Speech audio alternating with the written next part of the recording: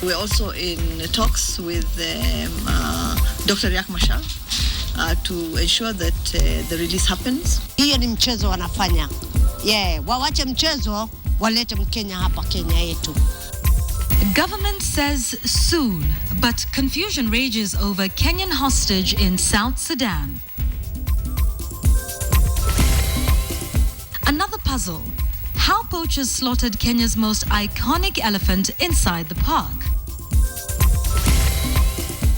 Wale wasiotairiwa ndoa zao wanavunja. Yani natamani wa nyumbani wa nje. We miss the old days. Voi women defend outlawed female circumcision. At the back of Beyond, tough lessons in Mandera's frontier schools.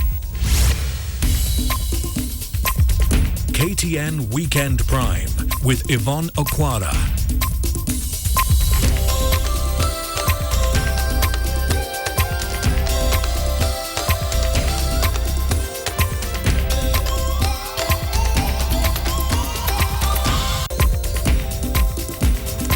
Good evening and welcome to our bulletin tonight, this 14th day of June 2014. To look out for in our bulletin tonight, of course, we know that the world's most expensive World Cup ever is well and truly underway. So some of us will be coming to you in this bulletin, analyzing, of course, the games, the teams, and talking about the African teams, one of which will be playing at 4 a.m. tomorrow morning. So all of that with Joshua Kimboy, that's coming up later in the bulletin. But also in this bulletin, the hashtag we're using tonight on Twitter, bring back our pilot. Confusion rages on over whether a deal has indeed been secured for his release or not. We will have some incisive analysis on Kenya's diplomacy in the South Sudan crisis. An international relations expert, David Kikaya, will be with me. So any comments that you have on our Kenyan held hostage in South Sudan, please send them in. The number is 22155 on SMS. On Twitter, again, the hashtag bring back our pilot. So let's start off with that top story tonight. And Cabinet Secretary for Foreign Affairs, Amina Mohammed, has maintained that the government is talking to both sides in the South Sudan conflict to secure the safe return of the Kenyan pilot held hostage by the rebels. This comes after the rebel spokesman spoke to KTN last night, saying there wasn't any immediate plan to release the Kenyan pilot. That revelation by the rebels triggered very angry reactions from a section of Kenyans. We don't need to give time frames like saying it is 5 days. Why are they not being released? We have to carry out some investigations. These sentiments from the South Sudan rebels' military spokesman puzzled many Kenyans, but many more people were downright angry at the very utterances of a group Kenya has graciously hosted since fighting broke out in South Sudan in mid-December 2013.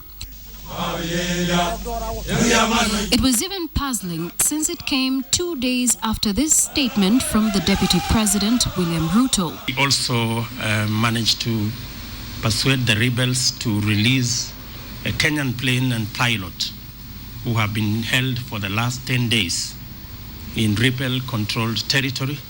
And now the Foreign Affairs Cabinet Secretary says they are talking to both sides of the conflict in South Sudan to help get the Kenya pilot held by the rebels back to Kenya. The problem has been for us the logistics of getting to where he is to take him out. So as soon as we can work that out, he will be released. The rebels have maintained they're not about to release the Kenyans. We have judges. We have prosecutors. So the case is going to be brought against the pilot and all those who are involved. We're also in talks with Dr. Riek Machar to ensure that the release happens. According to the Cabinet Secretary, the government indeed hosted a total of 11 rebels in the country, and Kenyan taxpayers' money was used to fund their stay with the help of the IGAD community. So they came here. And yes, we hosted them. And then the other 4 were released later on to us as well. And yes, we hosted them as well. Most of them are in Addis. And the Ethiopian government is also hosting them. Okay? And apart from that, IGAD Secretariat also pays for their expenses. the stay of the rebels in Kenya and their adamant refusal to let the Kenyan pilot and his charter plane come back home has drawn some impassioned reactions from Kenyans. Unless we look at that critical element, which side of the divide do we belong? We cannot have the pilot come back. Sioni kama wanafanya bidii, hiyo ni mchezo wanafanya. Wawache mchezo, walete Mkenya hapa Kenya yetu. Wametilia mkazo mambo ya amani, wakasahau na yale mengine. The Kenyan pilot and his passenger in the charter plane were taken by the rebels in South Sudan's Jonglei state. Joy Doreen Bira, KTN Weekend Prime. And we will be having a discussion on this in just a moment from now. We'll be speaking to David Kikaya, who's an international relations expert, to discuss Kenya's position on this and what indeed can be done to make sure that that hostage is brought back into the country. Let's move on to matters accord and the rallies that are going on in the country. It can now be revealed, or rather, let's move on to the story regarding poaching. It can now be revealed that poachers have killed one of Kenya's most famous elephants in Tsavo East National Park. In a statement that has been cleared for public circulation by the Kenya Wildlife Service, Tsavo Trust confirmed that Satao was shot dead by poisoned arrows 2 weeks ago on the 30th of May and his carcass spotted 2nd of June. Tsavo Trust paid tribute to the late Satao, describing him as the most iconic and well-loved tuskers. Patrick Amimo has more. Very painful. We need the government to do something. We want to improve this thing. We want to conserve. Tonight, wildlife conservationists are in mourning. 45-year-old Satao, Kenya's most famous elephant in Tsavo East National Park, is dead. The giant elephant had tusks that nearly reached the ground and is believed to have been one of the world's largest living elephants. Last night, after getting clearance from Kenya Wildlife Service, Tsavo Trust broke the sad news through its Facebook and Twitter accounts. According to the trust, Satao's carcass was spotted on 2nd June, but the trust waited to verify the carcass was his. After 10 days of verification, the trust said in a statement that it had no doubt that Satao was dead. The trust said Satao was killed by an ivory poacher's poisoned arrow to feed the seemingly insatiable demand for ivory in far-off countries. Although the poachers had hacked off his face and taken his ivory, a joint KWS Tsavo Trust ground team assessed other physical attributes and circumstantial evidence and concluded the carcass belonged to Satao. Since locating the carcass, several joint KWS and Tsavo Trust reconnaissance flights have tried and failed to locate Satao in his known home range. According to Tsavo Trust, the late Satao was one of Tsavo's most iconic and well-loved tuskers. Thousands of visitors observed him with awe over the years. For the last 18 months, KWS and Tsavo Trust jointly monitored Satao's movements using aerial reconnaissance and ground personnel. The trust says Satao's enormous tusks were easily identifiable even from the air when he was alive.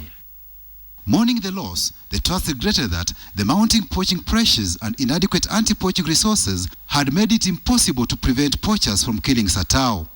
Satao was last seen alive by Tsavo Trust a month ago, on 19th May, with 4 other bulls that he was frequently seen with, just 300 meters from where he was found killed. Tsavo Trust applauded KWS for arresting the main poison dealer and supplier in Kilifi, whose deadly product was frequently used by poachers to kill elephants in Tsavo. According to KWS, 97 elephants and 20 rhinos have been reported killed by poachers since the beginning of the year. The year has witnessed an upsurge of poaching, driven by what experts say is rising demand for ivory in the Asian continent and Far East. Patrick Amimo, KTN Weekend Prime. All right, that interview we promised you earlier on regarding Kenya's position on South Sudan, and we're inviting your comments and your views on this on Twitter. That's Bring Back Our Pilot. Also on SMS 22155 with David Kikaya this evening to just talk about that. David, thanks for joining us this evening. What do you make of all the back and forth regarding the pilot? First, we had the deputy president saying an agreement had been reached and they were working out the finer details. The rebel spokesman says no. The CS says that, in fact, she's not even aware that we would have the spokesman in Nairobi at the time. What do you make of all this and what effect it has on actually bringing back the Kenyan pilot held in South Sudan? Okay, thanks for inviting me to the studio on this matter. that is very pertinent, especially in terms of our bilateral relations, Kenya and South Sudan. As you all know that South Sudan, to a certain extent, can say that have a kind of like a mutual interest in the country's independence, given that Kenya played a very prominent role. If we at the time would go to the history, how eventually Kenya came into, after so many other countries had failed to bring the warring parties together, ending in the comprehensive peace agreement signed on the 9th of January 2005. On the happy note is the fact that Kenya still has got a lot of goodwill and good standing with South Sudan. We cannot say the same with Somalia, for instance. Do we have the good standing with the rebels, for example? I think we have very good standing with the rebels. So far, Kenya has not done anything untoward that I would say would have antagonized us with the rebels. You remember my good friend and former colleague Riek Machar was in Kenya recently, and he met quite a good number of high-ranking government officials, and all that you media brought us was very cordial working relations. In fact, this is the first time I've ever heard that there has been some kind of altercations between Kenya and the rebel movements. So I still feel there's still goodwill, which perhaps need to be tackled at the right time, the right point, by the right people. Do you think with all the back and forth that we're seeing between us now, the rebel spokesman said we've been speaking to Salva Kiir's government and it is the rebels who are holding the Kenyan pilot hostage. Do you think so far we're going in the right direction, or what needs to be done now? Without hindsight and without knowing what the Kenyan government has done or not done, I would have said that talking to both parties is not a disadvantage. It is important that Kenya keeps what we call a dual approach to this particular issue. Now that we know our colleagues, our citizens are in the hands of the rebels, we don't need anyone's permission to go and talk to the rebels, if that was the excuse that anyone would give. First, because I think, as I said earlier, we have very good rapport with both the parties. And secondly, I don't think that even the government of the day, for whatever it is worth, would be willing to antagonize Kenya just because we have had an intercourse with the rebels. All right. Recently, opposition MPs said there could be a downside to us being so heavily involved in the crisis in South Sudan that we could find this conflict now coming onto Kenyan soil. We've hosted the rebels, we've hosted Salva Kiir and his allies as well. Do you see any downside to us being as heavily involved as we are? There are no parallels between our involvement in South Sudan and Somalia. Let me use that as a benchmark, because all that we have done in Somalia, and I want to congratulate Ambassador Amina and her team at the foreign desk, is that we've gone the peaceful route. We've not sided with any side as far as I'm concerned, as opposed to our other neighboring countries. We've always worked together with and alongside IGAD initiatives. And I think that in itself should send very good signals, even to the rebels in South Sudan, that if anything at all, they need Kenya as much as you perhaps need them in this particular debacle. You've mentioned IGAD, and there's been some criticism that the president is probably not doing enough, being the chair of IGAD at the moment, in terms of bringing peace in South Sudan. Some even suggesting that the talks that were had in Addis should have been had in Kenya. We have the wrong person chairing the talks between the two sides, and that perhaps Lazarus Sumbeyo should have been involved, seeing his history with the CPA agreement. Do you think that's a fair critique of the president? I don't think it's entirely fair.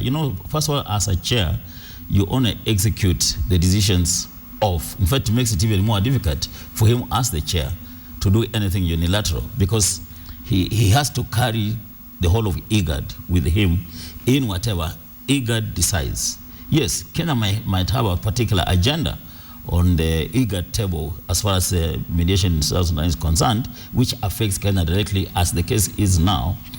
But it takes the decision of IGAD. But in this particular case, I have not seen anything untoward that suggests that Kenya is playing second fiddle to anything. I feel so far what has been done is okay. Perhaps the way we are managing our information is not the right way. This gone are the days when government officials came out and trumpeted trumped lies to the public, because information is out there in Twitter or whatever you call them. So it is important that we keep Kenyans as informed as possible, because some of these matters are touching on family members. Right, and the government needs to do a better job in that regard?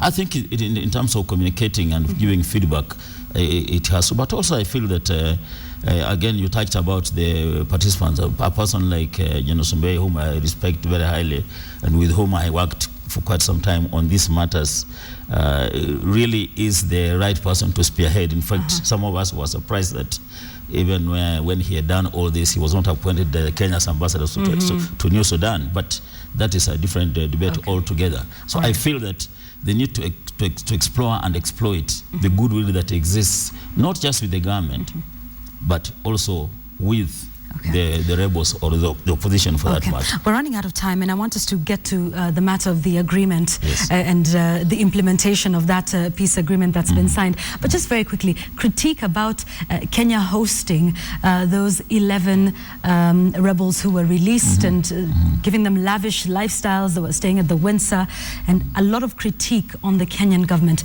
Your thoughts very quickly on that one? I do not read anything mischievous in that. They had to be hosted somewhere, and Kenya happens to be the place that was chosen. I think Did they have to be hosted so expensively? The expense is also a different matter, because it's a question of expense and security. You have to combine this together. Where else can they be hosted that they can feel secure? They could very easily be abducted. I mean, we are still reeling from the pains of Ochalan. You remember the Kurds guy that was abducted from here. So I don't think I would be critical to the government in terms of where they were hosted. Disappeared. I didn't know they were there. I would have gone and had a game of golf with them. That's a story for another day. All right, let's finish up with talking about the agreement that's just been signed on the sidelines of that extraordinary summit in Addis. Will it hold? We've seen this happening time and time again, and one side accuses the other of reneging on the agreement. And this time, IGAD, though they didn't specify, they said this time for whoever does not stick to the agreement, punitive action will be taken. Do you think that's enough to keep South Sudan on course to peace? I have just finished working on a paper reviewing the various agreements on Southern Sudan, which if your editor talks to me nicely, I might just give him some snippets in the paper. But the point of the matter, the crux of the matter is this. If you look at all those agreements, even all the way back from 1995, 1996, 1997, the agreements have been only good on paper, but they all are run short of one thing: political goodwill, structures for implementation, and resources to back that.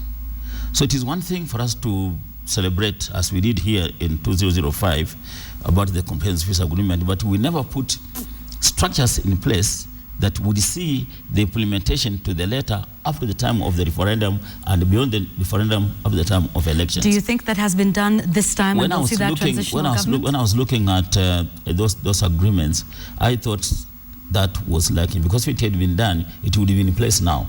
We would not have to wait for it to go there to implement. The machinery, the structures have to be put in place now before it is handed over. For example, how do you deal with the warring faction? Are you going to demobilize them? Are you going to put in a neutral force, maybe a UN force or an IGAD force that is going to see the demobilization and disarmament aspect of it? So these are the simple but intricate in terms of practicalities that ought to be put in place with a firm structure and machinery that can see to the implementation. Okay. Consideration with punitive measures, to me, I think is an old gramophone record. Nothing new there. I think it's an old gramophone record. Right. Thank you very much for your insights into this, David Kikai. We look forward to your article regarding this, and to, of course, see what happens in South Sudan in the coming days. And bring back our pilot is the hashtag we're using on Twitter. Keep your comments coming in. SMS 22155. Please bring them back soon. Indeed. Stay with me a moment while we carry on with our stories this evening. evening, and to politics matters. Jubilee members have reacted angrily to calls by CORD for Kenyans to take July 7th as a national holiday for the sake of the Saba Saba rallies. CORD members were in Bungoma County today, where they maintained that the march towards the Saba Saba rallies can only be stopped by Jubilee's acceptance of a national dialogue forum. But as KTN's senior political reporter Sam Ogina reports, President Uhuru Kenyatta has said he will not be slowed down by what he called the opposition's noises. After Migori, they trooped to Bungoma. They are riding the wave of their push for a national dialogue, a topic that has gripped the country in ways few could have anticipated before the CORD leader came back from the United States. Lakini mimi nawaambia kwamba mazungumzo ni lazima. Wapende wasipende ni lazima. The president of this country is not bigger than the country, neither are we. Hata kama CORD ndio tumechukua nafasi na wangetaka tuongee tungeongea. CORD maintains the country is in a crisis, and to sort out the crisis, only a national dialogue can heal the nation. CORD imeingia na hivi punde hata makanisa itaingia, na wewe ukibaki utaona kwamba wewe umebaki nyuma. You'll be on the wrong side of history. Mheshimiwa Uhuru, usisikize Ruto. Usisikize Ruto. Ruto, nisikize na kuambia, the business we are talking about haiwezi tatuliwa na senators na MPs peke yao. But in Nyeri, President Uhuru Kenyatta downplayed CORD Saba Saba threats. Instead, the president says his government is resolute in uniting the country, and his administration will not allow Kenya to sink into the kind of political crisis witnessed in 2007 and early 2008. Yangu ni kuwauliza, kila mtu ashikilie pahali ambapo alipo. Tutoe na tufanye bidii kwa kazi ambazo tuko nazo. Tuko pamoja nanyi, tutaendelea kuwatembelea, tutaendelea kushirikiana pamoja na Wakenya kutoka kila kona, kila pembe ya taifa letu la Kenya katika miradi ya maendeleo. But the president's lieutenants went all ballistic, attacking CORD head-on. The leaders accused CORD of planting seeds of discord among Kenyans in calling for street protests. The reason why we formed this government is so that we can demonstrate a different country where everyone feels that that is their home. I want to tell them, you will not threaten this government. You will not threaten the president. You will not threaten the Jubilee coalition. Sisi tutasimama na rais aendelee kutawala. Tuwezi kuwa sisi ni watu wa fitina kila siku. Na vile vile katiba yenyewe tumesema sisi kama viongozi ni lazima tuheshimu katiba. They warned the youth against being used in CORD antics, reprimanding ex-Prime Minister Raila Odinga for undermining the presidency in stating that Saba Saba Day would be a holiday. Ukifanya public holiday paka rais ya sign na paka yaandiko Kenya Gazette. So I look at Raila. He's sitting next to Orengo, a very tough lawyer. He's sitting next to Watangula, a very prominent lawyer. Sasa hawataka advice. Sabongina, KTN. Let's stay on that story. The Inspector General of Police, David Kimayo, says that political leaders and organizers of public rallies will be held responsible for any acts of lawlessness or breach of peace during the rallies. In an official statement delivered by police spokesperson Zipporah Mboroki, the police boss warned that political leaders who will make utterances that might trigger violence during those rallies would be arrested and charged in court. Leaders must not engage in political activities that amount to incitement, hate speech, name calling, or engage in actions or expressions which any prudent person may likely form an opinion that such action, utterances, or expressions amount to incitement which might trigger violence. Organizers of all political rallies must inform the National Police Service of their intent to hold a rally in order to plan for the provision of adequate security. In case of any lawlessness during the rallies, the organizers and the leaders will individually be held responsible for such kind of breach of peace. Right, it's time to take a short break right now on KTN Weekend Prime. We will be right back with more of your comments. I'd just like to take a look at one SMS that's coming here. Bring back our pilot is our topic of discussion today. An SMS here from Cherotich. You say you're a good friend to the pilot. Kindly let the government be open to tell us the exact plans they have for getting him back. As a family friend, I have not slept since I heard the bad news about him. Keep your comments coming in and we will keep them share them with our viewers as we carry on with this bulletin. Welcome back to KTN Weekend Prime, where we're keeping an eye on the Kenyan pilot held hostage in South Sudan. Our hashtag tonight, bring back our pilot. I'd like to read you one tweet coming in here from Dismal Kips. You say, someone tell Sudan to bring back our pilot. We played key roles in IGAD and gave them almost the whole of our flag. This is wrong payback. Keep your comments coming in on Twitter and on SMS. The number is 22155. Let's now take you to Mandera County. Now, being a very large county with villages and towns far apart, it is common to find corners of the region that are so far removed that Kenyans hardly ever get to hear the problems they go through. KTN's Habiba Ali visited one such corner, from where she now brings us the story of a school called Malkamari Primary. Located approximately 250 kilometers from Mandera town is Malkamari Primary School in Mandera West constituency. Established in 1998 with 28 pupils against only one teacher then. First class 8 have finished without seeing any permanent classroom in this school, and they have also not seen any desk. That's not the biggest of problems for a school that currently has 180 pupils being handled only by 5 teachers. This temporary structure here, commonly known as Harish by the locals, houses 4 out of the 5 teachers in this school. A structure that serves as the bedroom, kitchen, and the living room as well. The condition of the toilets outside is also appalling. But it's not all bleak for these teachers who have chosen to live under this condition for the love of their profession. In this particular prize-giving ceremony, their effort is much appreciated. They say for them the sky is the limit. The target of the school for this year is 305, His Excellency now.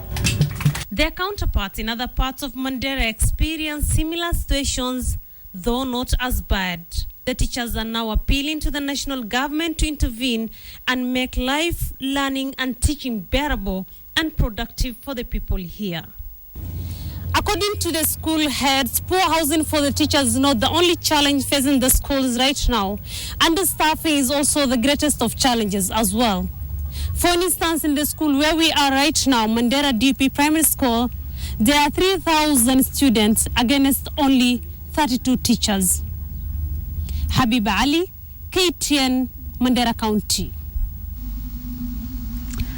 A grim picture indeed in what's happening within a county that is actually within Kenya. Habiba Ali will continue to keep us updated on what's happening in Mandera County. Now, despite the challenges facing the Kenyan tourism sector, little hidden treasures in Isiolo County are attracting an almost constant stream of tourists. KTN's Carol Derry has been in Isiolo to capture the allures, the sights and sounds of that county. This picture would puzzle many who have never been to Isiolo. Few would believe this is on offer in a region expected to be dry and withered. Isiolo is one of these regions that is dotted with tourist attraction sites. We found this group of tourists soaking up the Isiolo sun. Although many Kenyans only think of the coastal region, the Masai Mara and the Tsavo National Parks as tourist destinations, the semi-arid Isiolo is quietly making a killing out of tourism alongside its well-known pastoralism. This is the Buffalo Airstrip here in Isiolo County, and despite of the challenges and tribulations that the tourism sector is currently facing as a county, they hope that they continue harnessing business and the tourism sector here in Isiolo can flourish. Visitors who come by road, but the others who prefer coming by plane. So this is the only airstrip that is tarmacked in this ecosystem, and so it's give them the real taste that they need. The airstrip was previously in a dilapidated state, but renovations done on it by the county government have tremendously improved the quality of services offered here. The construction of Isiolo International Airport is almost complete, and this is expected to change transportation as is known in the region. When we are doing a tour within the park, we have been able to witness hunts of elephants. Today we have seen more than 500 of them. It means that our parks are rich of wildlife. They are very rich, and we are telling Kenyans, come and sample what we have in this county. Wild animals such as the Besa oryx and the Grevy's zebra are only found in the parks in this region, drawing in tourists, both domestic and international. This natural spring, whose water locals believe can cure skin diseases, is quite an attraction too. The sheer splendor and beauty of it all is breathtaking. And while Isiolo was previously known for conflicts that rocked the area, a lot has since changed. With the new system of governance, political seats are shared, and the 5 main communities that call Isiolo home have learned to coexist. Isiolo had been in this vicious circle of conflict among communities, the major communities living in Isiolo. But for the last 18 months, we have had really extremely very good stabilized security, and people are coexisting. And I think major factor is, of course, as Isiolo, we were able to even share political seats, and people feel they are included in the government. Al-Qaeda and Al-Shabaab all over the world. I don't think you can just brand it on Kenya. So personally, I think they overreacted when they let the tourists all fly out. But everyone here knows that the reputation of the Northern Circuit as a hotbed of insecurity will continue to be a challenge on the tourism activities unless peace and tranquility is maintained. Carol Derry for KTN, Isiolo County. Thank you, Carol Derry, for highlighting what's happening in Isiolo County. Maybe we should all take a trip there. We want to take a short break, but I want to remind you we're discussing Bring Back Our Pilot, the Kenyan pilot held hostage in South Sudan. Here's an SMS from Patrick in Nakuru saying the rebel leader seems to be primitive. He quickly forgot that our country hosted some of their leaders and gave them the VIP treatment. At this rate, it seems better to negotiate with Al-Shabaab. God keep favor and rescue the pilot quickly. Keep your comments coming in. Bring Back Our Pilot, and on SMS 22155. But coming up after the break is Samba Buzz, the World Cup, which cost the most money in the history of World Cups in the country, is well and truly underway. And of course, the second African country set to make its debut at 4 a.m. tomorrow. Joshua Kimboy and his team will be taking a look at that, and of course the other teams that are playing tonight, and of course at 1 a.m. and 4 a.m. tomorrow. So do keep it here. Samba Buzz is coming up in just a short while, so do stay with us on KTN Weekend Prime. We want to conclude our bulletin tonight. We want to read you some feedback on our topic of discussion tonight. If Kenya could negotiate the release of South Sudan prisoners, how could they fail to bring back our pilot? Or is the West meddling in this? That's from Mohammed Noor Adam on Twitter. And here's another one from Davis Ogega. Bring back our pilot. Hashtag, who gives this rebel the audacity to spit on our face, on our soil? We're losing it by a big margin. And finally, Sammy Rapp says, country issues have nothing to do with him. Why involve an innocent mind in home affairs? And then here's another one. Faith, you say, hi, I'm Faith, so I pray for our pilot. I hope he is in safe hands. And you are the one who's texting us. You say you are from Juba, but you are currently in Kenya. Those are your thoughts tonight on Facebook, on Twitter, and on our SMS line. Thank you so much for joining us. Thanks for watching, and indeed for participating in our topic of discussion. Do have a great night ahead. We'll see you again tomorrow when Checkpoint will be back. So do make a point of joining us then. Have a good night. My name is Yvonne Afar.